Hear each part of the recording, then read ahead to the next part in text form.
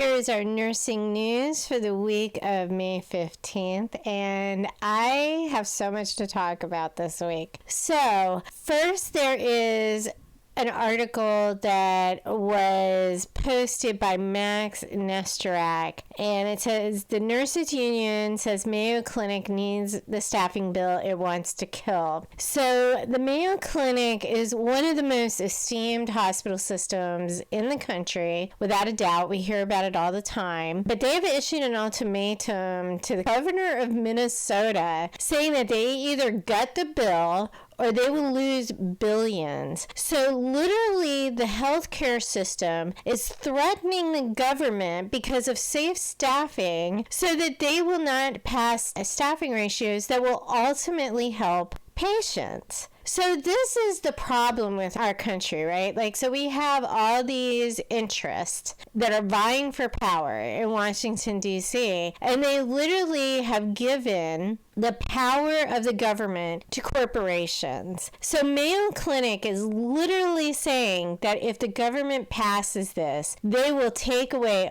all of their funding for the things that they do. What is wrong with our country?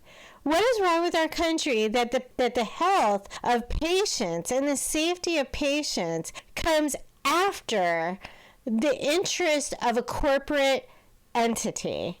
I don't even know what to say to this. I was really stunned by the article, and it is MinnesotaReformer.com. And I'm going to put a link down so you can read it. But literally, I was astounded by the fact that they made a public ultimatum to the government saying that if you don't kill this bill, we're going to revolt. What are you going to do, Mayo Clinic, when the nurses start revolting is my question, because they will eventually. If this gets to the way that the UK is, and I have an update on the UK too, but if this gets to the way the UK is, you're not going to have anybody to work in your hospital, let alone provide safe staffing for anybody in healthcare. So I am just floored by this. And look, I think the hospitals are struggling too, but I do not think staffing committees are the way to solve this issue. Because one, it's hardly ever fair, and if you've ever worked in a hospital, you know this to be true. If there is not an impartial person on that committee, people that they don't like will get terrible shifts. And it doesn't matter, even if you are completely fair, which I honestly believe the guy that does our scheduling where I work is completely fair, there are still nights that are not covered. So instead of having staffing ratios that protect against this, you're going to allow people, which are capable of human error, create staffing ratios on their own and decide what is best for the hospital, which I'm sorry, I don't agree with it. I was floored by this article. I was floored by the public threat of losing billions of dollars because they pass a bill that is going to help people ultimately. I don't know. So that leads me to our second story. Our second story is by Victoria Bailey, and it says that newly hired nurses are working most shifts as staffing shortages persist. That's the title. And so most of the older nurses are leaving.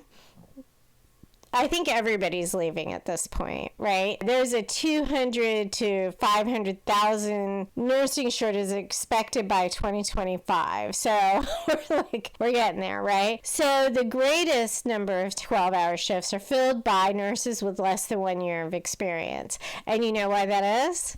This is why that is. Because you are not allowed to take time off in your first year usually. And if you do, you're not paid for it. And you always have to work the worst shifts. It is, there's so much going on. I don't know. It's just, nursing is broken. This is the culmination of all of these articles, is that nursing is broken and hospitals need to do better. there are hospitals that do try to do better, and they are facing unprecedented challenges. Like, this is not an easy problem to solve, and I don't mean to take it out on any of the hospitals, because it is not easy. I don't think public ultimatums are the way to solve it, because that's going to undermine your staff. They're not going to trust you. I mean, I would be shocked to see this if I lived in Minnesota. I don't even know how I'd react to it. So this needs to be solved. This issue needs the best minds in America to fix it, because we are headed towards disastrous outcomes at this point. And I can tell you that in my ER, we have so many new nurses. And in the ER, that's a problem, because you need the experienced nurses to show the new nurses how to do emergency medicine. It is so critical. And it is not that any of our nurses are not intelligent and they're not, capable of learning. They completely are. I love every single one of my coworkers, regardless of their experience. But there's a high learning curve in the ER, and you have to have experienced people there. Now, all of our unit leaders are very experienced, and we do have some very experienced nurses there. The problem is they don't work every night, and the clinical leaders are only able to be so many places at one time. So it's this horrible merry-go-round right now. I'm scared, and the more that I read the news, the more scared I get about this stuff. I think that we need to seriously get some young people in a room, get some old people in a room, and talk about how to solve this crisis from a global standpoint, because it's not just the U.S., as we have seen from the UK. The UK is a mess right now. They had, most of the unions settled on a pay rate increase of 5%, but then a couple of the unions was no, this is not enough. This is not enough money, and they are asking for double-digit pay raise, which incidentally was what they started at. They wanted a 19% increase, and the government came back and said, okay, well, we'll give you 5%. That's a Band-Aid. It is a Band-Aid. 5% is not that much. It may seem like a lot, but when you consider that they're paying travel nurses almost twice what they're paying a full-time nurse, I don't know that is acceptable. I don't know, but I don't travel for very specific reasons. I don't like being stuck in the worst assignment all the time. I don't like not having control over my schedule, and travel nurses, they do not, for the most part, have control over their schedule. It depends on where they work and who they're working for, but and they can negotiate in the beginning of their contract for certain things, but I don't want that kind of control over my life. I like to have a full-time job. I like benefits. I like all the things, and I'm not full-time at where I work, but I was for a really long time, and it is a problem. Because the nurses are looking at these hospital systems going, okay, you're paying all these people to be a travel nurse here, twice as much than you're paying me, right? So what is my value? And this is not an easy answer, because the travel nurses do help with the staffing shortages. I mean, we have 2 right now. We've had a lot of travel nurses, and, I like them all. But the problem is they do make twice as much. Now, for that twice as much, they also have no benefits. They also, generally get the worst assignment in some places. In my hospital, they don't really do that. They assign travel nurses the same way they assign anybody else. So, except for the fact that they can't do triage or trauma. But that's just a training thing. That's because they're not trained at our hospital. So, but there is serious issues with how we're handling this crisis. And I don't know what the answer is. I only know that what I see, I don't think is going to work. I don't think unions are totally the answer, because unions bring other problems with it. You have union dues. You have people that are in a union. It is difficult to fire them if they're not doing their job.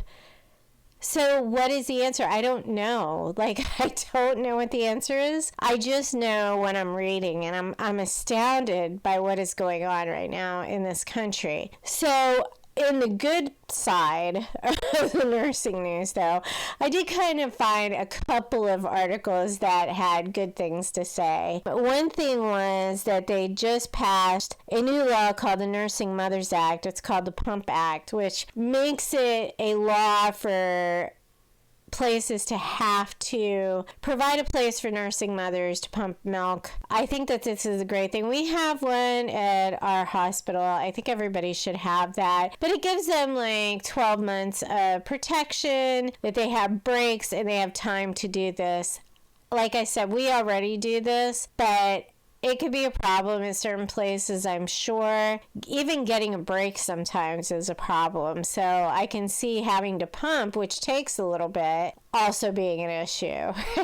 So that was good news. I think that that's good. It was passed in 2023. So I was happy to see that. Also, Philadelphia, if you're local, is hosting a mini nurse academy in North Philly, which I thought this was a feel-good story, and I thought that it was really needed. So they were talking about access and the fact that, you know, you can be a nurse no matter where you grow up. They're doing like this mini nurse academy so that the kids can kind of see what nurses do. I think this is a great idea. They're doing it to kind of promote the healthcare industry, promote people into nursing, which obviously we need because people are leaving this profession faster than we can keep up with. And there doesn't seem to be an end in sight. I don't know. It's kind of scary to me to watch what is happening to healthcare right now. And I don't know, you know, I think about the answer all the time, right? Like, what is the answer to this? I don't think it's staffing committees. We've tried that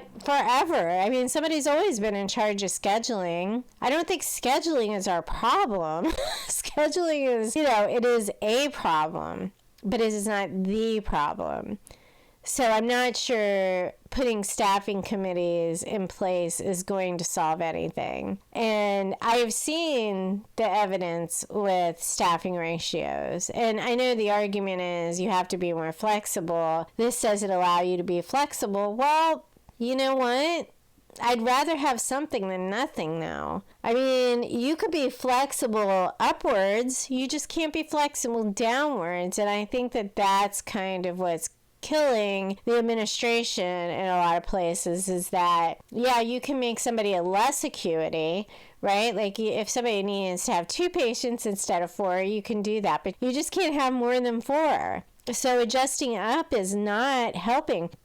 The other serious thing that I'm concerned about in this entire scenario is the fact that this does not include nursing homes. The state of our nursing homes in this country terrifies me. As a healthcare professional, I am terrified by how nursing homes are handled these days.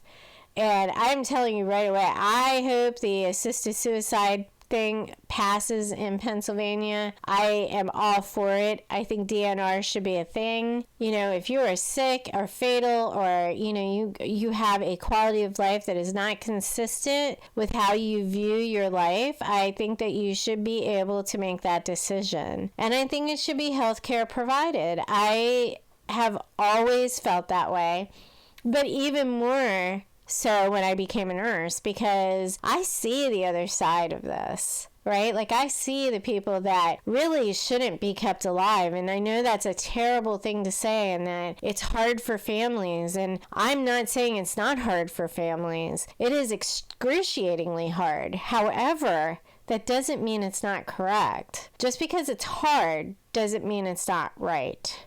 So anyway, that is it for nursing news this week, everybody. We're going to move on to our next section, nursing crime, after this. But we're going to first have a little musical interlude with Scary Pool Party, just because I like to break up the sections. So I will be back.